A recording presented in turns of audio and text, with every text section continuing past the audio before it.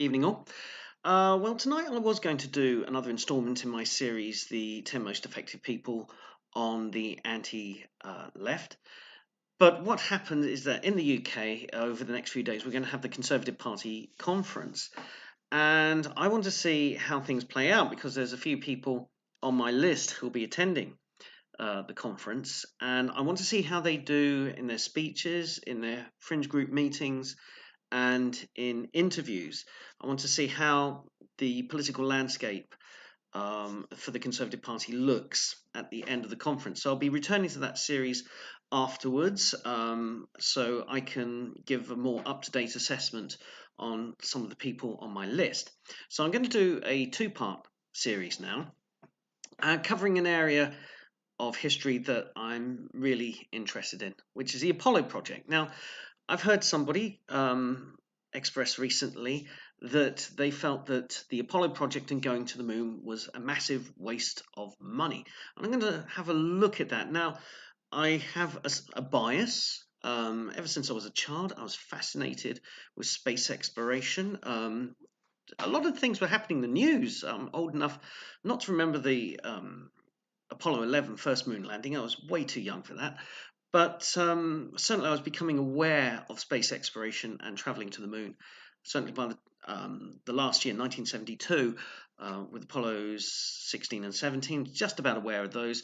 I became more interested. I was a bit older for Skylab, Apollo Soyuz, the Salyut Soviet program, and the space shuttle, and onwards from there. So, even though this is a subject I really love, I am going to look at, I'm going to try and be fair and assess whether Apollo was a waste of money, even though it was quite romantic in its own way and inspiring in its own way. But ultimately, what did it achieve for what was spent on it, which was in the billions of dollars back in the day when billions were the largest number people were dealing with. So, to assess whether Apollo was effective, whether it was a waste of money, I've looked at the project and gone back to the beginning to see what was it that the Americans were hoping to achieve, what were its core objectives, and whether it achieved those objectives. So I've boiled down the objectives. These are ones that I have gathered from research material. For this, I'm using Andrew Chaikin's book, A Man on the Moon, as a primary source material. I also have the other reference books, Tom Wolfe's The Right Stuff, a fabulous book called Life in Space, which is Life magazine's coverage of the early space pioneers, and also an online publication called On the Shoulders of Titans, which is the history of the Gemini project. So those are the primary sources that I'll be referring to, where I've got my information from. So let's deal with the criteria. So in this episode, I'll talk about the four objectives, and then in the second part, I will do a final assessment on whether it was a waste of money. What would have happened had there been no Apollo project? How would things have likely turned out? We actually have quite a bit of information on that. So, okay, let's get on with objective number one: beat the Russians. Well, you can say this was an objective achieved. The Americans emphatically beat the Russians to the moon. No other country has put men on the moon. Only two other countries have put unmanned landers on the moon, but only America put people on the moon. And this was important for the Americans. Why was it important to put a man on the moon before Russia? Well, when President Kennedy, made the announcement that they were going to go to the moon, he did it a few days after America's first manned space flight. Friendship 7, no, it wasn't Friendship, it was Freedom 7, Alan Shepard. It was only a 15-minute suborbital flight, but then a few days later, Kennedy's making this bold announcement that before the end of the decade, they're going to put a man on the moon and return them safely to the Earth. So why did he do that? Well, you have to remember what was going on in the Cold War and the space race at that time. Russia had all the advantages going in. They got the first satellite in space. They got the first living creature in space in 1959. They crash landed an unmanned craft on the moon. It was very crude, but they impacted the moon. And then in April of 1961, they put the first human being into space. So Russia was leading. Now, back in the late 50s, when NASA was being created and Sputnik went up and there was a bit of a panic, there was a US senatorial review. They had a committee, and Lyndon Johnson, who was a senator at the time, wasn't yet vice president, made the announcement, and it's repeated almost verbatim in Tom Wolfe's book, The Right Stuff, and they use that in the film. This was actually what Johnson said. Now, the communists have established a foothold in outer space, and pretty soon they will build space platforms with nuclear bombs to drop on America. And that was the big fear. The big fear was not whether the Russians could get to the moon, it was that they could build a space station. That space station could spy on America and also have weapons, nuclear weapons, that they could drop straight down onto the United States from orbit. And this was seen as a legitimate fear, the fear of a Soviet space station above America. So why did Kennedy commit to the moon and not to a rival US space station? Well, the thing is this is Kennedy as a statesman, and and a gambler as well. This is a huge gamble. Shift the goalpost, make something so outrageous and outlandish, like a poker player, just upping the ante. Then so he's up against a very skilled opponent who's making small gains, but now he's pushed the ante up and seeing if his opponent will respond in kind. You see, if Kennedy said, we're going to the moon, we're not building the space station, an equivalent space station to look over the Soviet Union, but no, we're going to go to the moon. What that leaves the Soviets with is, do they respond in kind and go to the moon themselves, commit to a moon landing program? If they do that, they can't have their space station. There just aren't enough resources to go around. So it was a very clever way of deflecting away from the space station idea that was being toyed around with. In fact, the Soviet chief rocket designer Sergei Korolev and his Western counterpart Werner von Braun their ideas for spaceflight involved space stations. Before going to the moon, you put a permanent space station in orbit. But Kennedy moved the goalposts in order to try and deflect the Russians away from something that is more immediate threat.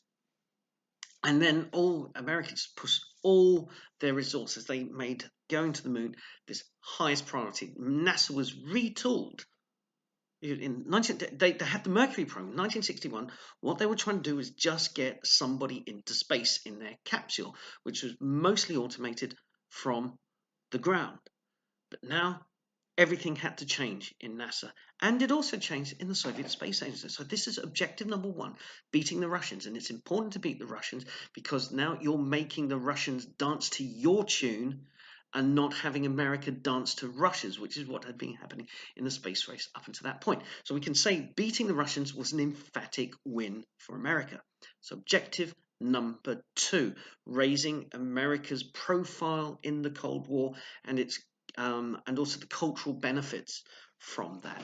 Now, by 1964, as the space programs of both nations were in full swing, weaponizing space. There was a treaty signed that banned either the Soviets or the Americans from putting weapons into space. So the idea of the platform with the nuclear weapons in orbit had been done away with.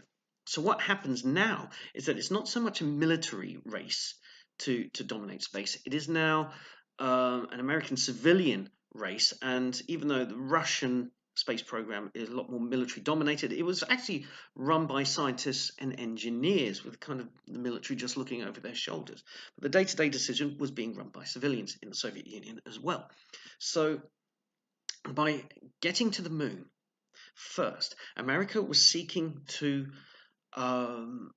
be culturally dominant, get a huge boost in the Cold War, particularly in the minds of people all around the world and in different countries to say, America, look, this is what we can do. We are fantastic at achieving things. You know, look at us. We've got to the moon. Look at us, the nations of the world, and marvel at how brilliant we are. Now, and there was some there was some reward that was reaped from that approach. So in the 70s, it was common for America to go around with putting a tiny bit of moon rock as a goodwill gift. It turned out one of them was fake. It was actually petrified wood, and there's a whole go and look it up yourself. There's a whole convoluted story about why that was fake. It seems that somebody in NASA thought they'd have their own little piece of moon rock and swapped it around for a piece of petrified wood. But anyway, most samples of these moon rocks are the genuine thing that go around the world. But, okay, did it achieve the objective that the Americans were looking for? Well, half and half. Because, yes, it did raise America's profile. In fact, one thing that Apollo did was stop the slide of American prestige, because America is getting burned over Vietnam. The Vietnam War wasn't going badly, and America's cachet and stock in the world was plummeting. And it was there were lots of smaller countries around the world in this tussle with the Soviet Union. Will they fall under the Soviet sphere? Will they fall under the US sphere?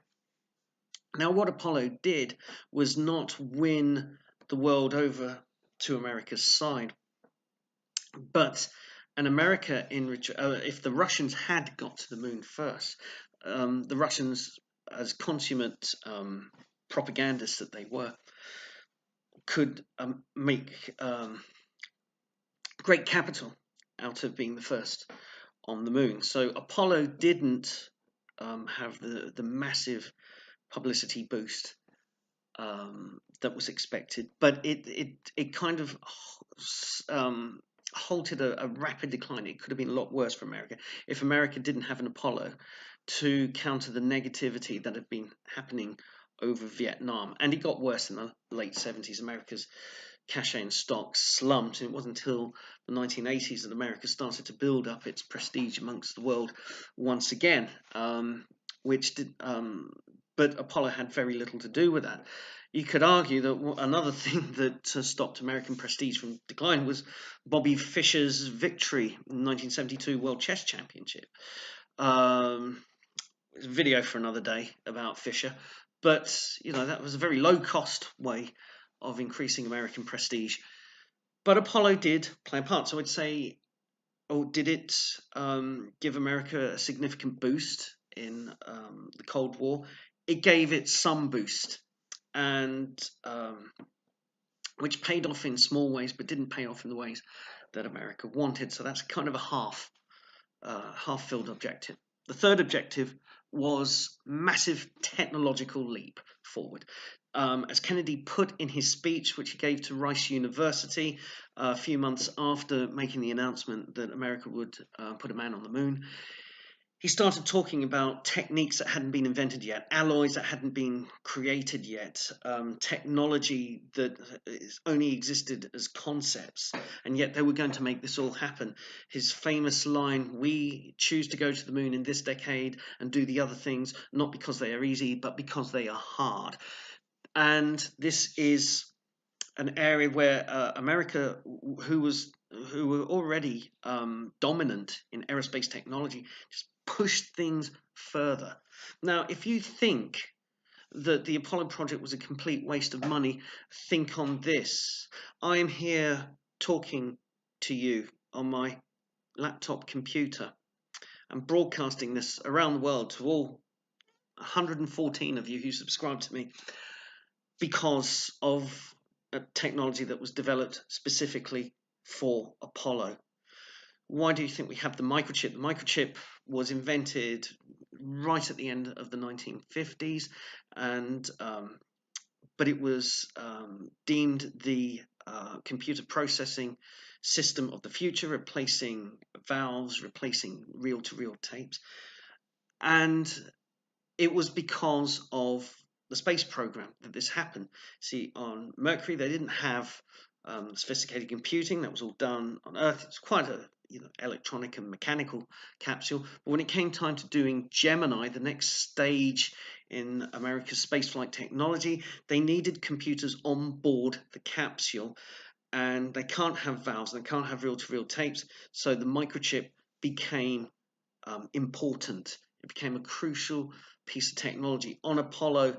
On the capsule, again, the computing that you could achieve with miniaturization, solid state technology, the microchip, it was absolutely vital.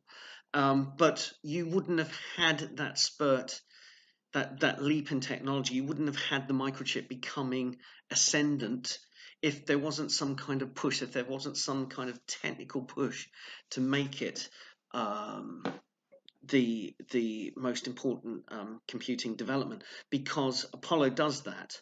Apollo says this is important, we need this thing, so there's a huge push, and you get a boost in computing technology, you get a boost in aerospace and transportation technology that we still use. Satellite technology, even though the first communication satellite was Telstar in 1962, that is an outgrowth of the Apollo project, because they had to put satellites all around the Earth so it could communicate with the capsule as it was going all on its way to the moon. So we have the GPS, we have our network of satellites orbiting the Earth because of Apollo.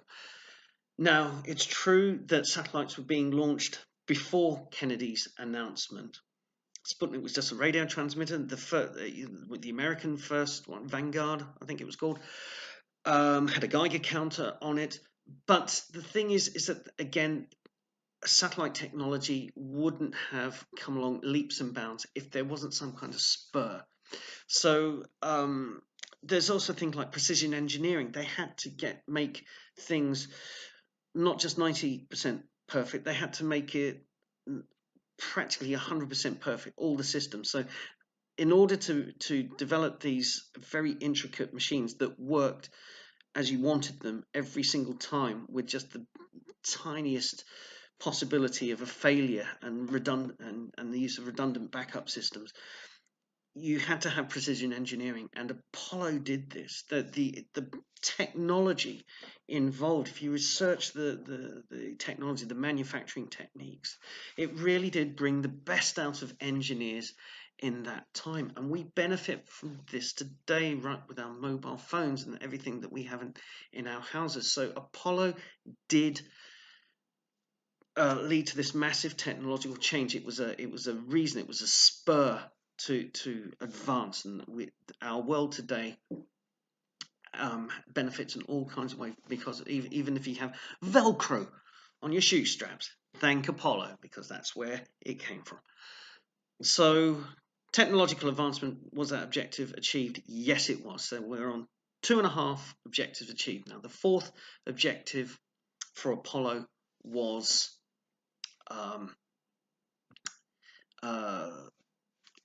establishing a space presence.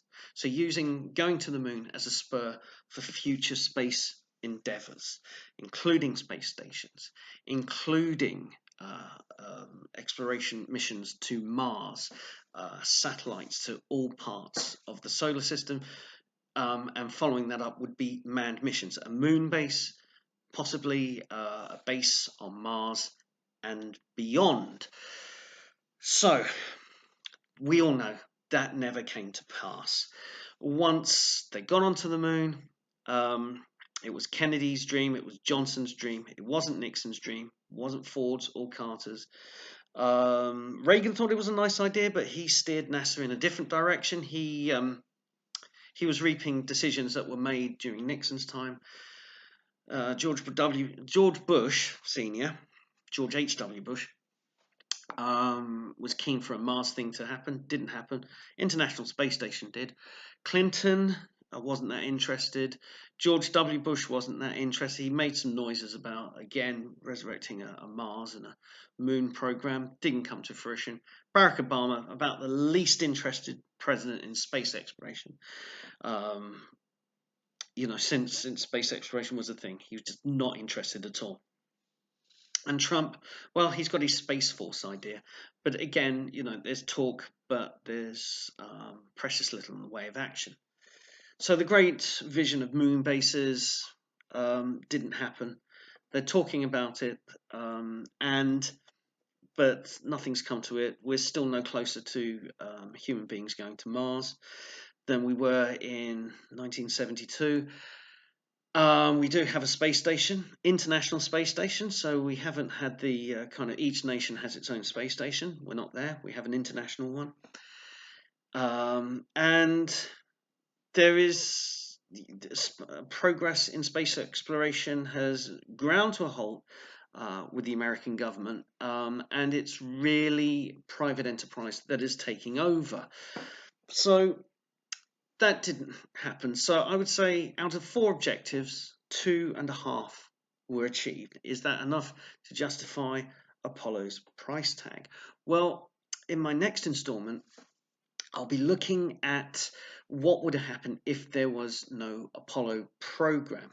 And fortunately, the US government has left us a lot of documents, a lot of information that we can extrapolate from them, an alternative history where Apollo didn't happen.